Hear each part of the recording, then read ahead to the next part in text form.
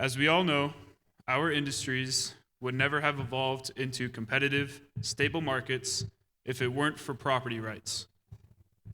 This core freedom upon which we have built some of the most impressive and important businesses in the world needs to be well understood for any of us, if any of us are going to be successful in our respective fields.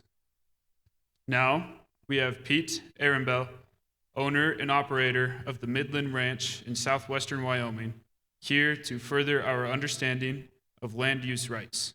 Please welcome him to the stage.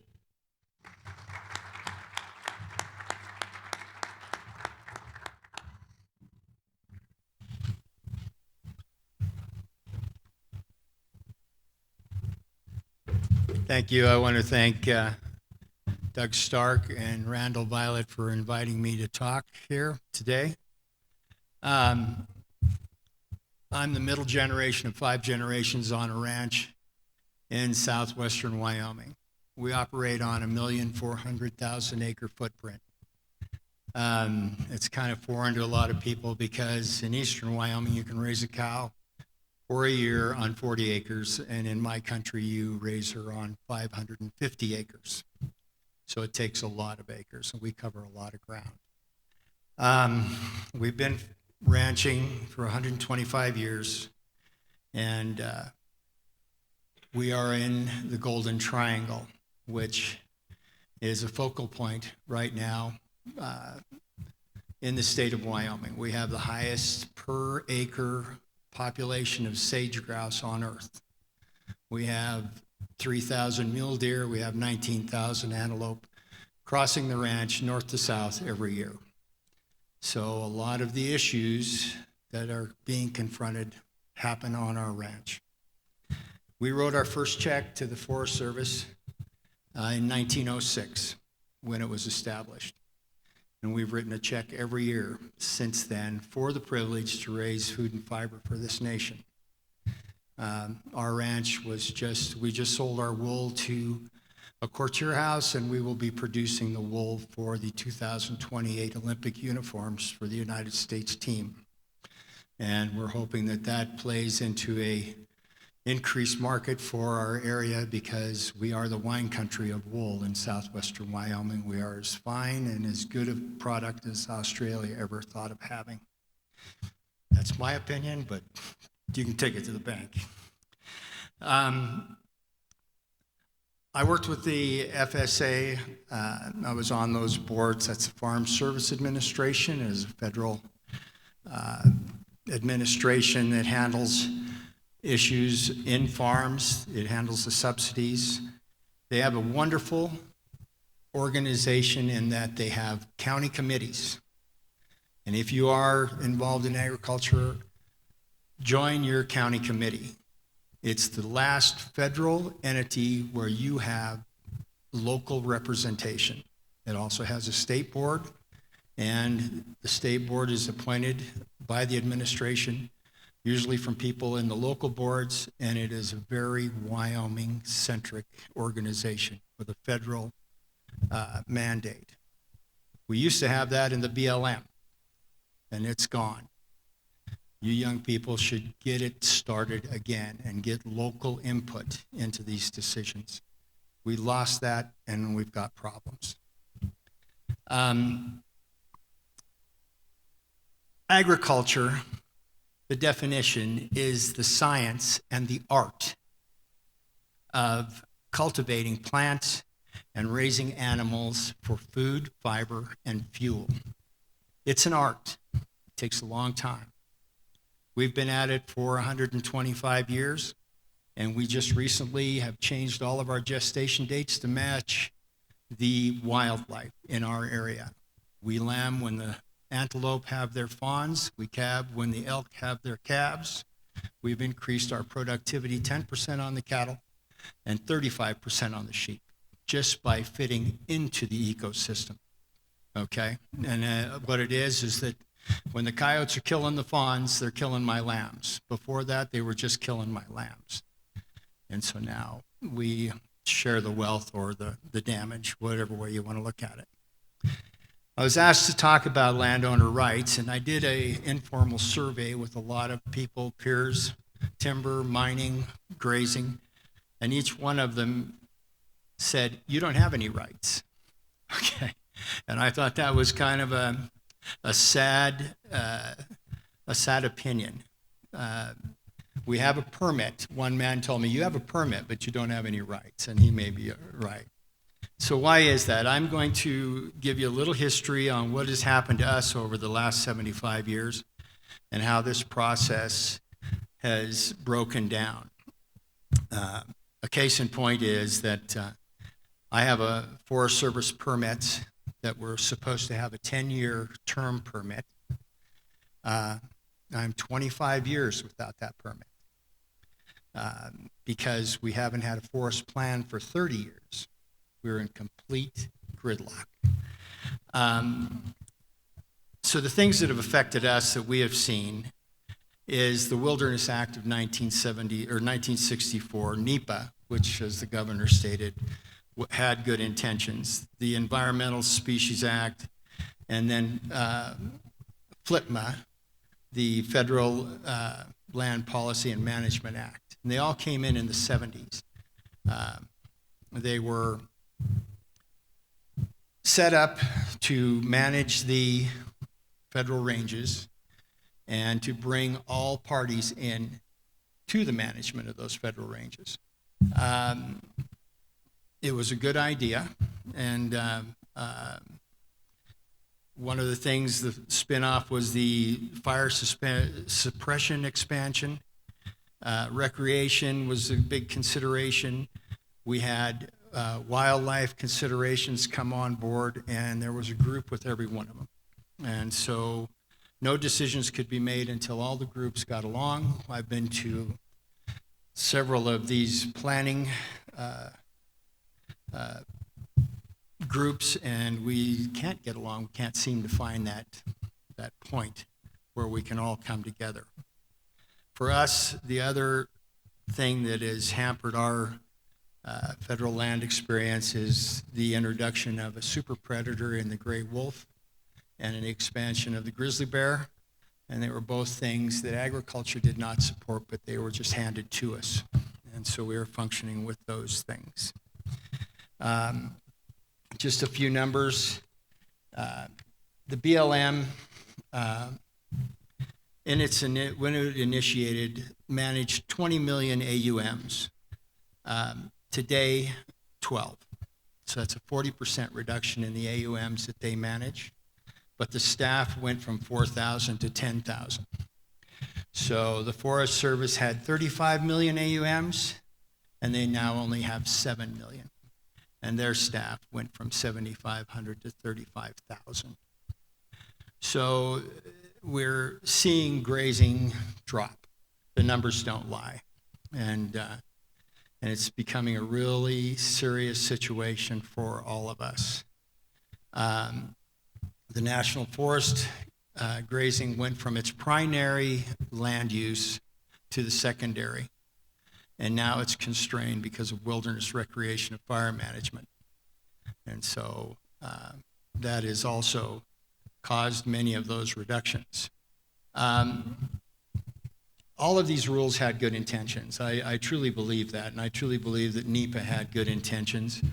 And what has happened is, myself as a producer, I lost the ability to make decisions quickly in an environment that changes daily. I can't, just like this gestation change I made, that I can make in-house. But I also need to move my herds from one area to another over 175 miles.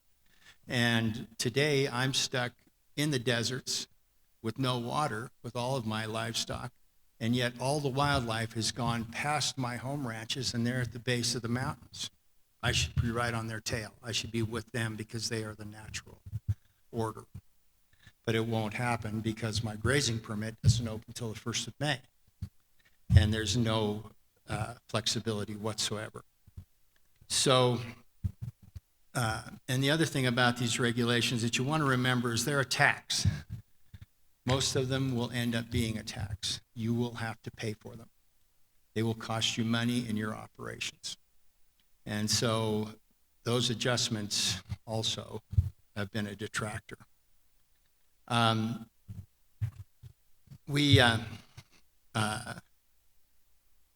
We've been on that land, and we have built reservoirs. We have drilled water wells. We have brought water out of the mountains and created meadows. We have created riparian areas, green belts, all throughout our footprint. Those have all been occupied by wildlife along with us. We have improved the land. We were promised that once we did approve the land, that there would be a chance that we would have an increase in our AUMs. It has not happened. And we have monitored for 26 years. We've monitored our water for 35 years. We are on an upward trend. Everything reads the same. Our local range cons have been very supportive. They're good people, but they get 1 or 2 levels above and they can't get any traction. So we are stuck in that, stuck in time, I guess. There's no increase and only the chance of decrease. We're working very hard to not have that decrease. Our work with oil and gas has been, it's been a good experience on almost all levels.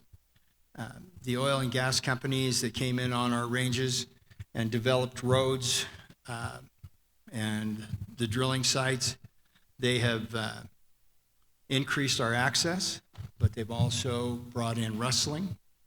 The rustlers follow the roads, and it makes it easier for that element to exist.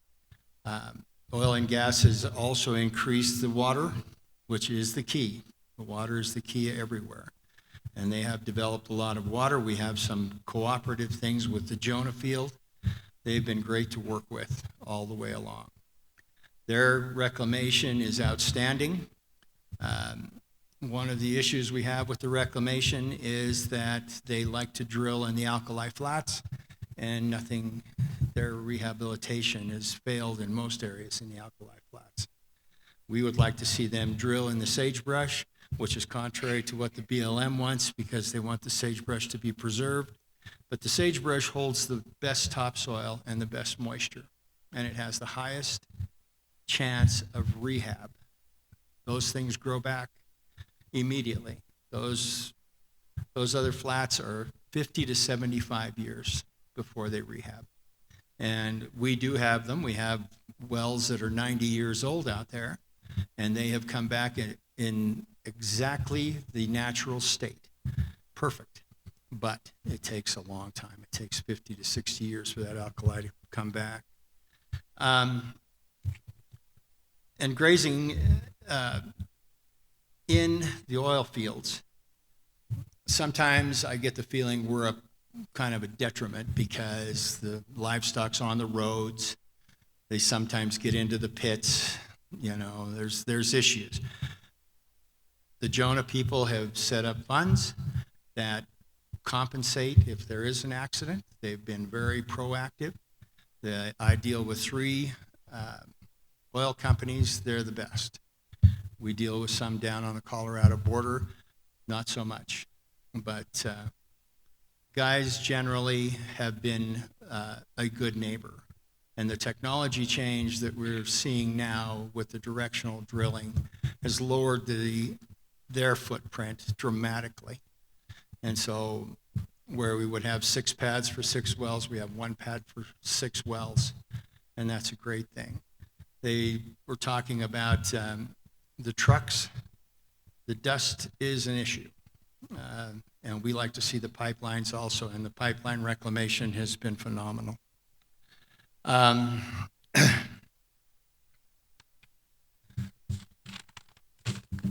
was asked a few questions. So, the common source of conflicts between the surface owners and developers.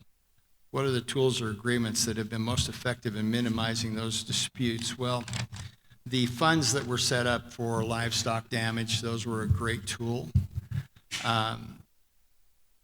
We have seen over time in the leasing area where fixed infrastructure is now rented on an annual basis. Initially, when the oil field came out and we had any type of development on our lands, we were paid a one-time fee, and that was it. Now, if there's a pipeline, if there's a well, if there is something there, they will pay an annual rental. That keeps both parties in the loop. They are less likely to abandon something that they have to pay annually on. And by the same token, if I've got to look at it, I want to be paid for it. So that has been a big change and a very positive change. The regulations, like I said, and court decisions, agency policies affect certain land use rights. Well, a lot of these companies are involved in lawsuits, trying to get their stuff done. We don't have the money to step in and start suing the federal government that's not in agriculture. But these regulations change so dramatically over time. We are now in a phase where we have the RMP, the Resource Management Plan, in the Rock Springs District. It was a plan that would virtually shut every bit of the productive practices in our area down. I have 5 of the major trails on my ranch. It would have excluded over 25 miles of my ranch to no activity. It would have taken the oil and gas industry and literally shut them down also. This was a top-down decision. It did not come from the local office. It came out of Washington, D.C., but it has been signed into the Federal Register, and now we are in a process where hopefully it'll be rescinded. There's a lot of steps to be done, but if it's not, it's extremely detrimental. The thing we took away from this was that 1 or 2 people in these agencies who are hostile like that can take industries completely off of the Fed. And it's left a feeling in our community that we aren't no longer safe, that our financiers, our banks, and so forth, they have lost confidence in us also because they don't know what's going on. These decisions affect a lot of people up and down the line. We have as ranchers, we would like to see oil and gas development. It is a great income stream for us. It has made many ranches here in Wyoming profitable and allowed expansion and kept families together and kept the income streams coming. So I don't see a lot of anti-energy opinions. And like I said, now with the different leasing levels and the technology that's coming out, it's more and more palatable to have that on your deeded ground and on your federal ground. I think that the greatest pressure that is coming will be a change in administration. Every 4 years, we hold our breath and see what's coming down the pipe. And it makes a financial planning, herd planning, all of those things impossible because you never know who's coming. We would like to see some consistency in the agencies. And at this point, there are so many inputs and so many interested groups, we can't really tell where our future is. That makes it very difficult. In our community, there are a lot of attitudes about energy and about energy products and the federal land. You can talk to people who live in the big open country like around Rock Springs and that kind of area. And we have people coming into our communities now because of that federal land, because they can get out on it. There isn't any restrictions. They can get in their SUVs or their side-by-sides or four-wheelers, and they can go for miles and miles and miles, and that's a huge draw. We're seeing people coming into our communities who are coming there just for that. A, for the safety of the small town Wyoming, B, for the taxes, and C, for the federal land. And they love it. They want it, and they are going to access it. Part of our footprint is the checkerboard. It is every other section along the Union Pacific Railroad, which is deeded, and the other section is federal. We've just had the corner crossing decisions, which initially we thought we were sitting just fine, and now people can go from section to section and access all of the ground. There's going to be issues there. Access issues are going to be a big thing coming. We have a group who owns part of the checkerboard that we operate on. They are managed from an investment bank in London. They have taken a tack. They own 450,000 acres in our grazing association, and they don't want the liability of people being on their land. And when that comes down, that's going to change things dramatically in the checkerboard. The people in our areas are in favor of development of the federal land. They want the mining. They want oil and gas. They want good jobs. They want their kids to have good jobs. They want these towns to be productive and have a good future. And so we're going to have to find, as the governor said, a way through all this so we can continue. Whether agriculture continues, I don't know, but the minerals industry will have to continue to support the communities we have and support the state of Wyoming. It's integral. We do a practice, just a little bit about us. We walk our livestock 175 miles, and we walk them back 175 miles. We trail. It's the longest migratory route left on Earth. There are 5 family companies that do this in the Rock Springs grazing area, some out of Colorado, some out of Utah. We come out of the northern areas by Pinedale, and we walk to the Colorado border. We're totally solar powered. If we have sun and we have rain and we get grass, we make meat and we make wool, and we also make beef. It's environmentally a very light footprint that produces a lot of food and fiber, around 1 million pounds on our side.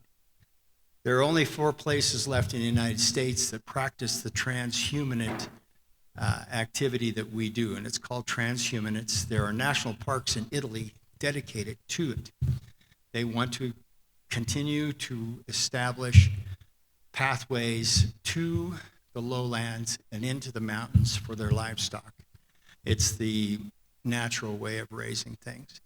We and the Maasai and the Tibetan Plateau people and the guys in southwestern Wyoming, we're the last ones doing it on Earth. And it's like I said, it's working 100% with nature. It's worked a long time. And we'd like to continue doing it. But as I said, the numbers don't lie. We're having less and less and less people doing the practice, and it is hard work. So I've taught my next generation, my sons, to be responsible to this environment. And I'm sure that they could continue if their landlords would allow them. The knowledge is the greatest treasure. I have tried to pass it on to my children and my family. Not listening to the people who make this land work for us and how fragile it is. It's like not listening to what the Native Americans said, and we wiped them off with all of their knowledge. It takes generations to return that knowledge back. It's a trial and error. You need to pass on what you learn. You need to be gentle with the land. And you need to protect the food and water and energy and your homes. I just returned from Europe, and I saw how those people protect their land because it's so limited. We're in a young nation with millions and millions of acres of open country. And I think we treat it with abandon because there's so much of it. We need to use practices that are easy on the land and fit into the environment. We don't need the environment to fit us. So that's what I've got to say. And thank you.